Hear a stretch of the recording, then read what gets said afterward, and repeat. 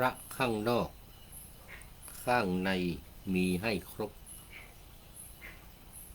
จะประสบโชคข้ามหาศาลพระนอกดีแต่ข้างในใจดังมารพระไม่หารคุ้มครองป้องกันภัยพระนอกคือรูปลักษณ์สรณะ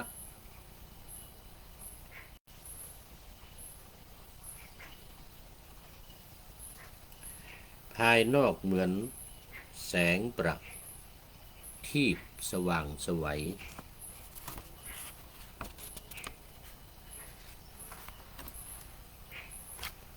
ส่องทางที่มืดมนอนตราย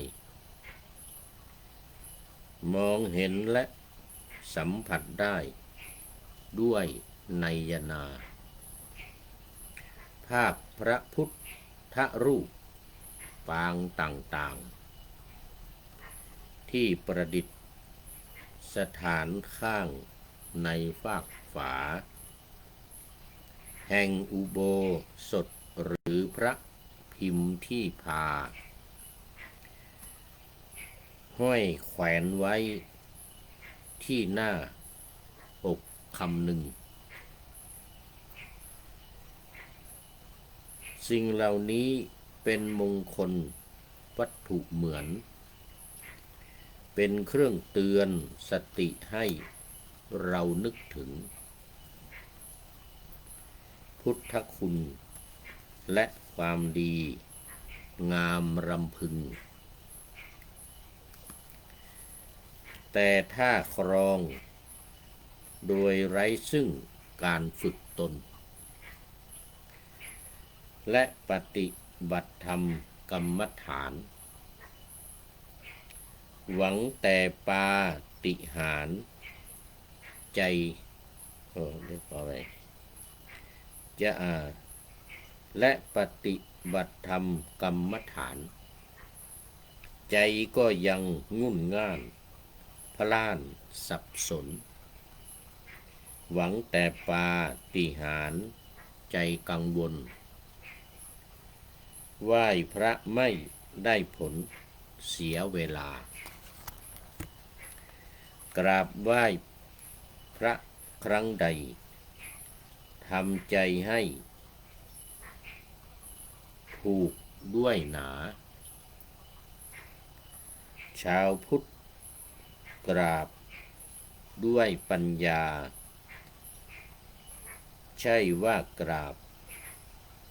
อย่างงมงายกราบไหว้พระครั้งใดน้อมใจไปตามเช่นว่าหัวแหลมคือปัญญาทุกมาดับได้ทันทีขอถวายความนอบน้อมแด่พระรัตนตรัยมีพระพุทธเจ้าเป็นต้นขอถวายความเคารพพระมหาเถระพระเถรานุเถระเจ้าคณะพระสังฆาธิการทั่วโลกมีพระเดชพระคุณพระธรรมเสนาบดีเจ้าคณะภาค7วัดพระธาตุดอยสุเทพเป็นต้นและขออำนวยพรแด่ท่านผู้ฟังท่านผู้ชม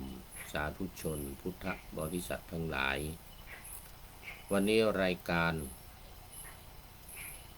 นาวาวังทองของวัดพระธาตุดอยสุเทพออกอากาศทางสถานีวิทยุ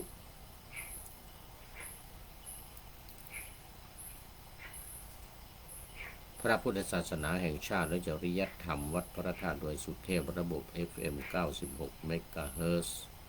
มีพ่อครูวันลบนามวงพรหมเป็นผู้อำนวยการและอาจารย์พระมหาประสิทธิ์ประสาธิโกเป็นหัวหน้าสถานีและอาตมาภาพพระครูปริยัติยานุศาสตร์เป็นผู้บรรยายในวันศุกร์ เสาร์และอาทิตย์เวลา 7:30 นาทีถึง 8 นาฬิกาและวันศุกร์และวันเสาร์2 วันนี้มีภาคบ่ายเวลา 13 ถึง 14 นาฬิกา2 สถานีวิทยุพระพุทธศาสนาสถานีวิทยุเพื่อการศึกษาพระพุทธศาสนาและวัฒนธรรมวัดฝายหินตำบลสุเทพอำเภอเมืองจังหวัดเชียงใหม่มีพระครูสมุวิสุวัตวรกิจโจเป็นผู้อำนวยการออกอากาศเวลา 17 ถึง 18 นาฬิกาวันพุธ 14 ถึง 15 นาฬิกาวันศุกร์และวันเสาร์และเวลา 15 ถึง 16 นาฬิกาวันอาทิตย์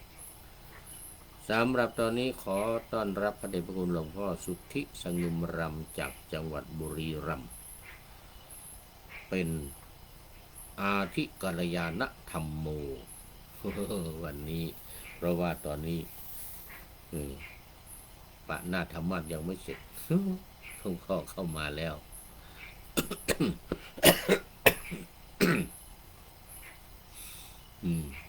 เขาเรียกว่ามาตั้งแต่หัวรุ่งไก่ยังไม่ทันโหสุริโยยังไม่จับขอบฟ้าปะหน้าธรรมะยังไม่เสร็จ หลวงพ่อมาแล้วพร้อมกับหัวใจสีชมพูอวยพรวันเกิดให้ผู้พูดวันอังคารเกิดวันอังคารขอบคุณพระเดชพระคุณหลวงพ่อเป็นอย่างยิ่ง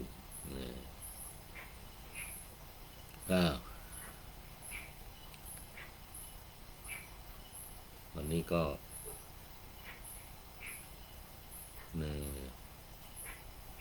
จัดรายการ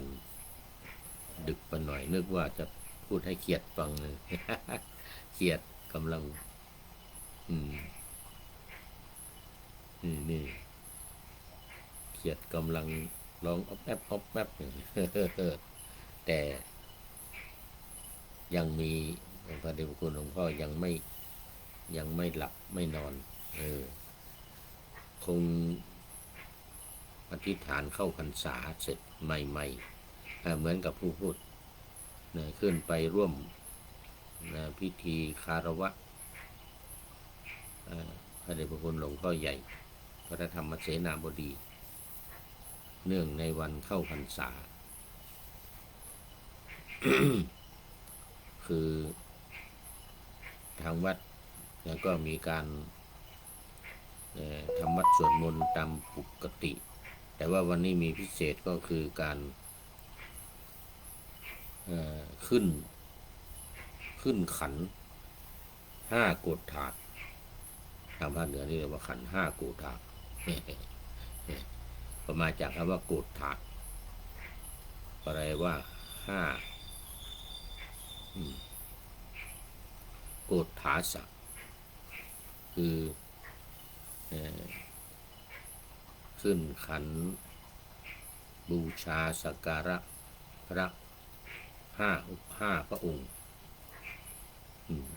ถือว่าเป็นพระ5 พระองค์ในวันสำคัญเนี่ยวันนี้เป็นวัน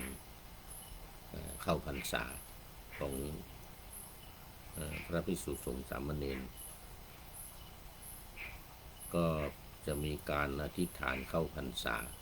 ก็มีการขอขมาคารวะขอขมาโทษพระแก้วเจ้า5 ประการเขาเรียกว่า5 โกฏฐาตุเนี่ยนะคือพระพุทธพระธรรมพระสงฆ์พระกรรมฐานและครูบาอาจารย์ผู้ให้กรรมฐานผู้สอนกรรมฐานนี่เรียกว่าขึ้นขัน5 โกฏฐาตุในงานสำคัญนะอย่างวันนี้เข้าพรรษาเนี่ยต้องขอขมาพระรัตนตรัยแล้วก็ ขอขมาพระกรรมฐานและครูบาอาจารย์ด้วยเช่นวันเข้าพรรษาวันออกพรรษาวันปีใหม่ภาคเหนือนี่นะปีใหม่เมืองนี่นะเดือนเมษายนวันที่13 14 15เนี่ยที่ต้องมีการขึ้นขัน5โกฏฐาตุบูชาพระแก้วเจ้า5ดวงไม่ใช่3ละเอา5เลยมีพระกรรมฐานด้วยแล้วก็พระครูบาอาจารย์ที่ให้กรรมฐานถือว่าเป็นสิ่งสำคัญกรรมฐานเป็นสิ่งที่นำไปสู่การบรรลุธรรมคือการพ้นทุกข์การเข้าสู่บรมสุขคือพระนิพพานสมกับพระบาลีว่านิพพานังปรมังสุขขังพระนิพพานเป็นสุขอย่างยิ่งแต่ที่มันเป็นสุขนี่เพราะอะไรเพราะว่ามันว่างเปล่าจากความทุกข์คือไม่มีความทุกข์ก็เลยมีความสุขแต่ที่ว่างนี่ตามพระบาลีนะไม่ใช่ว่าธรรมะไม่ใช่ว่าเอาเองนะพระองค์ตรัสไว้ว่านิพพานังปรมังสุญญังพระนิพพานว่างอย่างยิ่งว่างจากกิเลสอันจะเป็นเหตุให้เกิดความทุกข์นั่นเอง นี่แหละคือนิพพานังปรมังสุญญังพระนิพพานเป็นศูนย์อย่างยิ่งศูนย์จากกิเลสทั้งหลายดังนั้นจึงมีการขอขมากรรมฐานขอขมาครูบาอาจารย์ที่ให้กรรมฐานมีพระมหากัสสปะเป็นต้นให้ครูบาอาจารย์เรานี่นะผู้ให้กรรมฐานพระมหากัสสปะที่ว่าอยู่ป่าเป็นวัดอายุยืนกว่าพระพุทธเจ้านะ120 ปีพระมหากัสสปะเนี่ย1 กับ120 ปีเป็นครูบาอาจารย์ที่ให้กรรมฐานท่านแรกในพระพุทธศาสนาสอนพระภิกษุสงฆ์สามเณรต่อจากพระพุทธเจ้านะต่อจากพระพุทธเจ้าเพราะว่าพระพุทธเจ้าปรินิพพานแล้วพระมหากัสสปะยังไม่ปรินิพพานเป็นประธานการทำสังฆายนาด้วยครั้งที่1ที่ภูเขาเวภาระเมืองราชคฤห์นั่นแหละ1 ใน 5ภูเขา1 ใน 5ภูเขาล้อมรอบเมืองราชคฤห์พระมหากัสสปะนี่แหละเป็นประธานในการทำสังฆายนาในการวิสัชในการปุจฉาวิสัชนาระหว่างพระมหากัสสปะพระอุบาลีและพระอานนท์พระอุบาลีตอบคำถามเป็นผู้วิสัชนาพระวินัยพระอานนท์เป็นผู้วิสัชนาคือตอบคำถามพระธรรมหรือพระสูตรหรืออภิธรรมเลยนะนี่ถือว่าสำคัญยิ่งจึงต้องมีคารวะเสร็จแล้วก็มีการกล่าวคำเข้าอธิษฐานเข้าพรรษาตั้งนะโม3จบแล้วก็อิมังอิมัตสมิงอาวาเสอิมังเตมัสสังวัตสังอุเปมิเนี่ยแต่วันนี้ผู้พูดไม่ได้อธิษฐานนะไม่ได้อธิษฐานเข้าพรรษาเพราะว่ายังไม่ถึงเวลาจะไปเข้าพรรษาหลังต่างประเทศก็เลยยังไม่อธิษฐานคนอื่นก็อธิษฐานว่าพร้อมกันหมดกับพระเดชพระคุณหลวงพ่อเสร็จแล้วก็ขอขมาตามพิธีสามีจิกรรมขอขมาพระเดชพระคุณหลวงพ่อเจ้าอาวาสวัดพระธาตุดอยสุเทพประธานสงฆ์ประธานเขาเรียกว่าอธิบดีสงฆ์นั่นก็ถึงเวลาสำคัญวันเข้าพรรษาออกพรรษาปีใหม่อย่างเงี้ยนะ หรือวันวิสาขบูชาอาสาฬหบูชาแล้วก็อะไรอีกอันหนึ่ง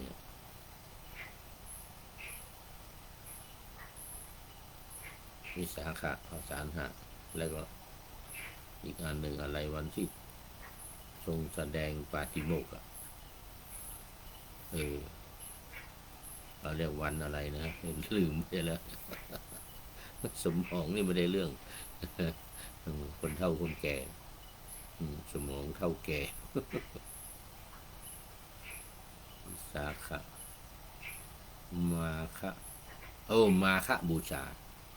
มาคะแปลว่าสามแปลว่าเดือนสามบูชาเดือนสามอาสาฬหะบูชาเดือนแปดวิสาขะแปลว่าหกบูชาเดือนหกเนี่ยวันสำคัญในนี้ต้องขึ้นกรรมฐานไอ้ขึ้น5 ตัวถาดที่ว่าเมื่อกี้เนี่ยบูชาพระแก้วเจ้า5 ดวงแก้วเจ้า5 ดวงก่อนจะทำกิจกรรมที่ว่าวันสำคัญหล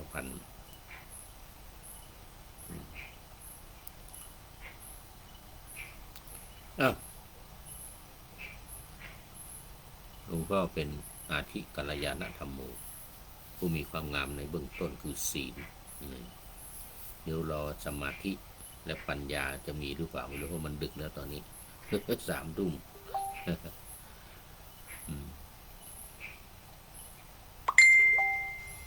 น่ามาธรรมะดีกว่าก่อนจะหมดเวลาก่อนจะหมดเวลาก่อนปริโยสานกัลยาณธรรมจะเข้ามาวันนี้ยังอยู่ในเปตวัตถุคือเรื่องเปรตนะเพราะรายการนาวาวังทองของเรานี้เน้นเรื่องการทำบุญก่อนตายหรือทำบุญในขณะที่เป็นคนอยู่เนี่ยเป็นมนุษย์อยู่เนี่ยเวลาละไปแล้วเนี่ยละจากโลกนี้ไปแล้วเนี่ยจะได้ไปสู่สุขติไม่ไปทุกขติแล้วก็มีผู้ที่ละไปแล้วเนี่ยมาเป็นตัวอย่างมากมายเยอะแยะเลยเรียกว่ารวบรวมมาไว้ในพระไตรปิฎกเล่มที่26เนี่ยเรียกว่าวิมานวัตถุเปตวัตถุวิมานก็บนสวรรค์เปตวัตถุก็ลงนรกหรือทุกขติวิมานวัตถุนี่จะอยู่สุขตินี่เพราะว่าเปตวัตถุนี่จะหมายถึงพวกที่ไม่ได้ทำบุญอะไรทำแต่ความชั่วทำความไม่ดีถึงมาเป็นตัวอย่างให้ท่านผู้ฟังรายการของเรานี่ได้เป็นคติได้เป็นแนวทางการปฏิบัติเป็นเยี่ยงอย่างนี่เขาเรียกว่าเป็นเยี่ยงอย่างเยี่ยงอย่างนี่ในทางที่ไม่ดีนะถ้าแบบอย่างนี่ในทางที่ดีถ้าแบบอย่างก็หมู่ไปสุขติหมู่ที่ทำบุญสุนทานคำว่าทำบุญเนี่ยเป็นคำรวมนะเป็นคำรวมเป็นการสร้างความสุขบุญเป็นชื่อของความสุขเหมือนพุทธองค์ตรัสว่าสุขัสสานามังภิกขเวปุญญานิบุญคำว่าบุญเนี่ยมันเป็นชื่อของความสุขสุขัสสานามังมันเป็นชื่อของความสุขนะคำว่าบุญเนี่ยนะมีหลักใหญ่อยู่3หลักรวมหลักเล็กน้อยอยู่รวมแล้วเป็น10รวมทั้งใหญ่ทั้งน้อยนี่นะเป็นหลักการทำบุญเนี่ย10 อย่าง1ก็คือการให้ทาน2รักษาศีล3ภาวนาเจริญเมตตาภาวนา อันนี้มีหลักใหญ่หลักน้อยหลักเล็กๆน้อยๆต่ออีก7 ข้อก็4วัยยาวัจจะใหม่บุญสำเร็จด้วยการช่วยงานวัดช่วยงานเล็กๆน้อยๆเอื้อเฟื้อเผื่อแผ่สำหรับคนอื่นๆงานกิจการงานอะไรมีก็ช่วยเรียกว่าวัยยาวัจกรวัยยาวัจจะใหม่บุญสำเร็จด้วยการช่วยงานเล็กๆน้อยๆแต่งานวัดนี่ไม่ใช่งานน้อยเหมือนกันนะวัยยาวัจกรนี่นะของวัดเนี่ยโอ้ทำงานหนักทั้งเรื่องการเงินทั้งเรื่องการทำความสะอาดทั้งเรื่องอะไรทั้งๆวัยยาวัจกรหมดข้อที่4วัยยาวัจจะใหม่บุญสำเร็จด้วยการขวนขวายช่วยงานโดยเฉพาะคนเฒ่าคนแก่ช่วยงานวัด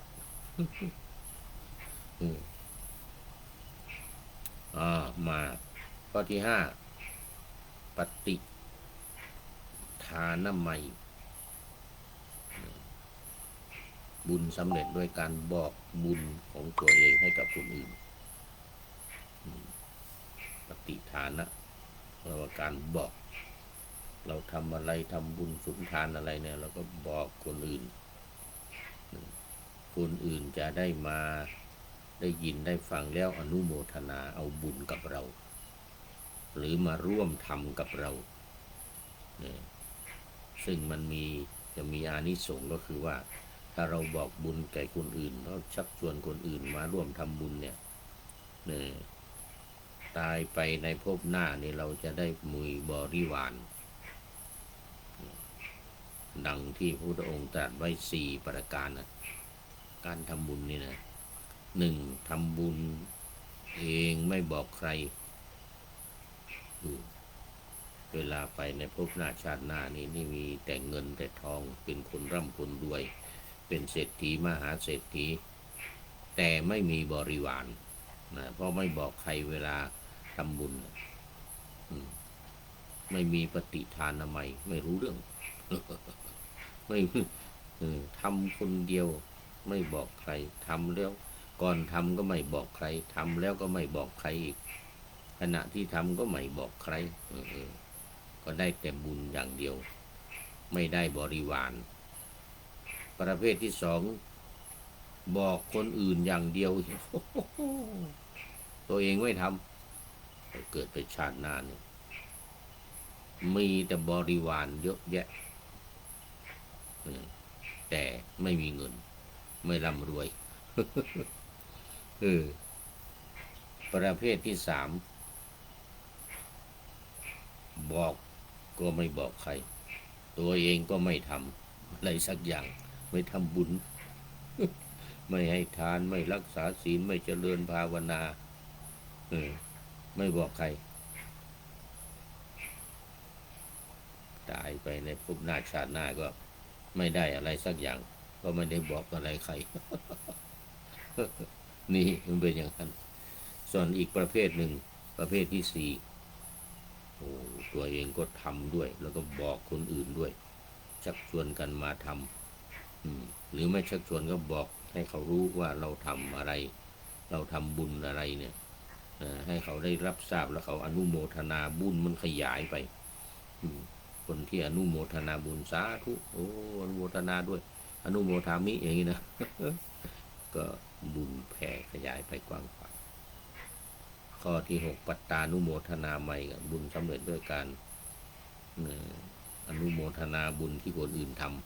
ำหรือไปช่วยกันทำหรือไปร่วมทำด้วยอะไรอย่างนี้อันนี้ว่าปัตตานุโมทนาบุญสำเร็จด้วยการอนุโมทนากับคนอื่นตัวเองไม่ทำก็ไม่เป็นไรก็ได้บุญ แล้วก็ธรรมเทศนาเดี๋ยวธรรมมัจจนาไมก่อนฟังธรรมที่7นี่นะฟังธรรมเนี่ยเหมือนกับฟังรายการของผู้พูดนี่นะเราเรียกว่าฟังธรรมข้อที่8ธรรมเทศนาไมแสดงธรรมอีกนี่เหมือนผู้พูดนี่เอาธรรมะมาพูดให้ ญาติโยมฟังนี่ เรียกว่าธรรมเทศนาใหม่บุญสำเร็จด้วยกันแสดงธรรมนะแล้วก็สุดท้ายทิฏฐุชุกรรมทำความเห็นให้ตรงนี่ก็เป็นการเป็นบุญเหมือนกันนะแล้วเป็นบุญยิ่งใหญ่ด้วยทำความเห็นให้ตรงก็เป็นสัมมาทิฏฐิพ้นจากมิจฉาทิฏฐิไม่เป็นมิจฉาทิฏฐิเป็นสัมมาทิฏฐิเสร็จแล้วก็ไม่รู้สึกจะขาดไปข้อหนึ่งนะโอ้ขาดความอ่อนน้อมถ่อมตนน่ะเขาเรียกอะไรนะ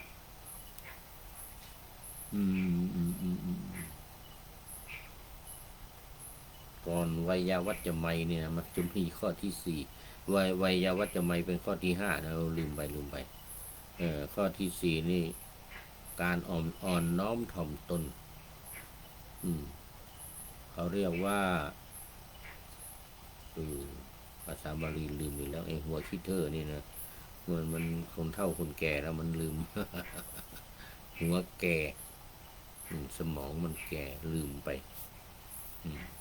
แต่บางทีก็นึกขึ้นมาได้เหมือนกันคือการอ่อนน้อมถ่อมตนเดินผ่านหน้าผู้หลักผู้ใหญ่ก็หลังอ่อนอย่างเงี้ยนะมาบาลีลืมไปไม่เป็นไรนี่แหละคือการทำบุญการทำบุญไว้ในชาตินี้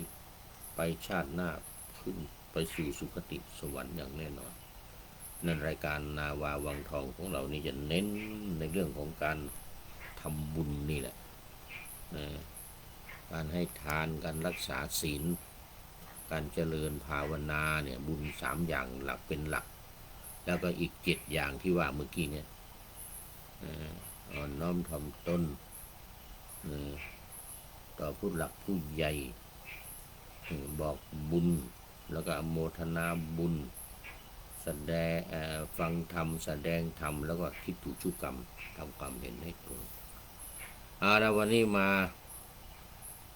เปรตปาตะ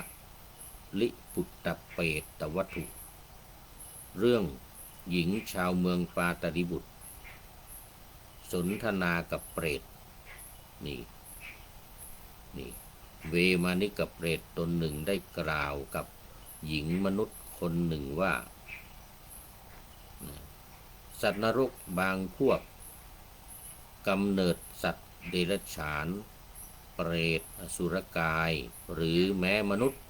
และเทวดาเธอได้เห็นแล้วผลกรรมของตนเธอได้เห็นด้วยตนเองเราจะนำเธอไปส่งยังเมืองปาตาลิบุตรซึ่งไม่มีใครห่วงห้ามเธอไปที่เมืองนั้นแล้วจงทำกุศลกรรมเถิดเมื่อหญิงนั้นได้ฟังแล้วมีความปลื้มใจจึงกล่าวตอบว่าโอ้เทวดาผู้ควรบูชาท่านเป็นผู้มุ่งประโยชน์เกื้อกูลแก่ดิฉันจะทำตามคำของท่านเป็นอาจารย์ของดิฉันว่างั้นนะเอาเปรตเป็นอาจารย์เวมานี่กับเปรตนี่นะเอาเปรตเป็นอาจารย์เอาไม่เป็นไรเทวดาผู้ควรบูชาท่านเป็นผู้มุ่งประโยชน์เกื้อกูลแก่ดิฉันว่างั้นนะสัตว์นรกบางพวกกำเนิดสัตว์ดิรัจฉานเปรตอสุรกายหรือแม้มนุษย์และเทวดาดิฉันก็ได้เห็นแล้วผลกรรมของตนดิฉันก็ได้เห็นเองแล้วดิฉันจะทำบุญให้ทานปาตาลิปุตตะวัตถุที่11จบอันนี้สัตว์นรกเปรตเวมานิกเปรต เนี่ยหญิงชาวเมืองปัตตานีบุตรเนี่ยคุยสนทนากับนางเปรตนางเปรตก็เลยบอกว่าถ้าดิฉันพ้นจากความเป็นเปรตนี้แล้วก็จะทำบุญสุนทานจะได้ไม่มาเป็นเปรตอีกจะได้ไปสู่สุคติโลกสวรรค์จบวันนี้นี่เรื่องของปาตาลิปุตตเปตวัตถุหญิงสาวชาวเมืองปาตาลิบุตรวันนี้พระเดชพระคุณหลวงพ่อ สุทธิสงึมลำก็เป็นท่านสุดท้ายปริโยสานกัลยาณธรรมโมผู้มีธรรมอันงามในเบื้องในที่สุดในที่สุดคือปัญญาศีลสมาธิปัญญาอย่างเมื่อกี้นี้เป็นการพูดถึงเรื่องของการทำบุญรักษาศีลภาวนาเอาละตอนนี้ก็ขอบคุณโมทนาเป็นอย่างยิ่งมาดูข้อคิดท้ายรายการวันนี้ได้จากท่านนายพลนเรศจิตรักบอกว่าพระข้างนอกข้างในมีให้ครบนะมีพระข้างนอกมีพระข้างในด้วยนะ จะประสบโชคข้ามหาศาลพระนอกดีแต่ข้างในใจดังมารพระไม่หารคุ้มครองป้องกันภัยพระนอกคือรูปลักษณ์สรณะภายนอกเหมือนแสงประทีปสว่างไสวส่องทางที่มืดมนอนตรายมองเห็นและสัมผัสได้ด้วยไนยนาไนยนาคือตานะมองเห็นได้ด้วยตาภาพพระพุทธรูปปางต่างๆที่ประดิษฐานข้างในฟากฝาแห่งอุโบสถหรือพระพิมพ์ที่พาห้อยแขวนไว้ที่หน้าอกคำหนึ่งพระพิมพ์อะไรต่างๆเนี่ยที่เอามาห้อยไว้หน้าอกเป็นที่ระลึกถึงเป็นที่คำหนึ่งสิ่งเหล่านี้เป็นมงคลวัตถุเหมือนเป็นเครื่องเตือนสติให้เราคิดถึงพุทธคุณและความดีงามรำพึงแต่ถ้าครองโดยไร้ซึ่งการฝึกตนและปฏิบัติธรรมกรรมฐานหมายถึงว่าต้องฝึกตนด้วยและปฏิบัติธรรมกรรมฐานด้วยก็คือเอาพระที่เรามาห้อยคอเรื่อยอะไรนะเป็นตัวอย่างแล้วก็ปฏิบัติตามและปฏิบัติธรรมกรรมฐานใจก็ยังงุ่นง่านพล่านสับสนหวังแต่ปาฏิหาริย์หวังแต่ปาฏิหาริย์ใจกังวลไหว้พระไม่ได้ผลเสียเวลานะหนึ่งเนี่ยเสียเวลากราบไหว้พระครั้งใดทำใจให้ถูกด้วยหนาชาวพุทธกราบด้วยปัญญาใช่ว่ากราบอย่างงมงายกราบไหว้พระครั้งใดน้อมใจไปตามเช่นว่าหัวแหลมคือปัญญาทุกมาดับได้ทันทีขอบคุณท่านนายพลนเรศจิตลักษณ์ไว้ณที่นี้เป็นอย่างยิ่งขอ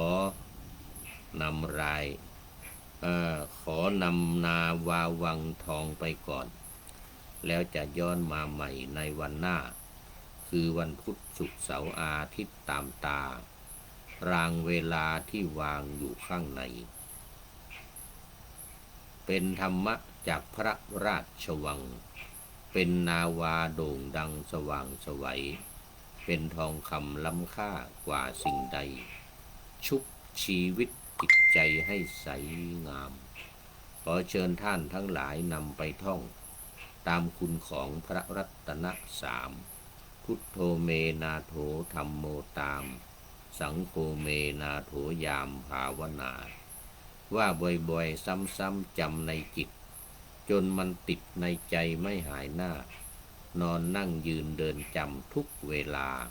ตั้งแต่ตื่นขึ้นมาถึงหลับไปขอทุกท่านได้ผลจากปฏิบัติได้กำจัดความทุกข์พบสุขใสกลั่นปลอดโปร่งโล่งสบายทั้งกายใจอยู่ที่ใดใจสงบพบนิพพาน